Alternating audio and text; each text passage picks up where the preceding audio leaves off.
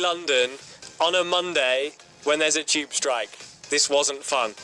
Hopefully it was worth it. Here's more Ed on Total Access. I'm a big fan of One Republic, and because of that I begged Ryan many times to come on the show. We've spoken to him quite a bit over the last year or so, and in between... I brought him to Norwich.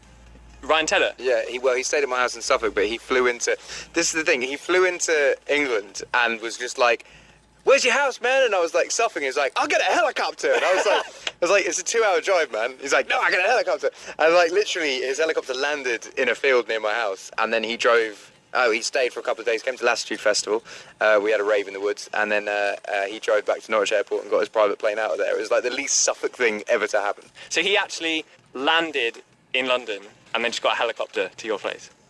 No, I think he landed at... He was in his jet, so he landed at like Stansted, which is like an hour from my house. Yeah. And I was like, "Oh, you can just drive there." And he was like, "No, I'll get a helicopter." And I was like, "All right, fair play." And like the poor like golf ground that's near me, like that had the call. I don't think they've had anything like that before. So they were just like, "There's a helicopter landing here in Suffolk." So like he landed, he came, I took him to Latitude. We both put on masks and went and got really messed up in the woods. And then came back to my house. We drank a load of whiskey, wrote some songs the next day, and then I drove him to Norwich, put him on his plane, and then he flew out. It was really fun. That's incredible. So you took Ryan Tedder to Latitude. You had masks on, so no one knew who you were. Yeah. And then He loved it because like he's like, "Is it like Coachella?" And I was like, "Nah, it's actually like proper festival. Yeah. Like it's not a car park with a bunch of people trying to look pretty. It's like sweaty English people throwing up and which I think a festival should be." So yeah, he was like, because obviously the woods at Latitude are all like kind of eerie and amazing. He's walking through it like, "Wow, I feel like I'm in Alice in Wonderland." Took him to go and see Murkage Dave and Mike Skinner, and he was just he loved it because they don't have that sort of stuff in America, and if they do, it's nowhere near where he's going to be going. who else in this gap year were kind of like your secret hookups, if you will, like Ryan? I bumped into Carly Rae Jepsen in an English bar in Japan, which Wow. was quite weird.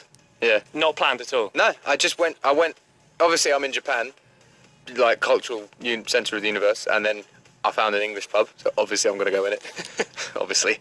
And I went in and Carly Rae Jepsen was in there with a band, and she had to go to bed because she had a gig the next day and sung, but I took her band out and got them absolutely ruined. Nice. In this bar called Train Bar, which is a train carriage, so like a heavy rock train carriage, so they only play like Slipknot and Metallica, and if you ring a bell, you have to buy everyone in the bar a shot.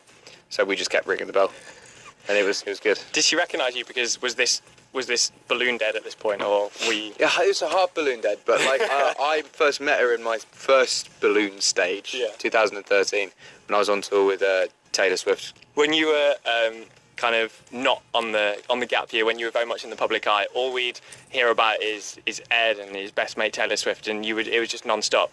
On the gap year, were you still in contact and we just didn't know about it? Yeah, I went to a 4th of July party, as always. It's always quite fun. You're so mate. I love you. You're so casual. Yeah, I just went to a 4th of July party. Yeah, well, I find it quite weird because I kind of arrive at this thing which, like, I didn't know. Taylor wasn't Taylor when I met her. When I first met Taylor, she was massive in country, but like was just kind of big in America. Like no one had really heard of her in England. So like it's weird for me that people are so obsessed with her now. Yeah. I'm kind of like, when people are like, "What was the 4th of July party like?" There's loads of people there, and like I didn't know half the people there. I know they were like in some worlds really well known, but like I don't see it as, it's such a massive thing in the press, but when you're there, it's such a like not.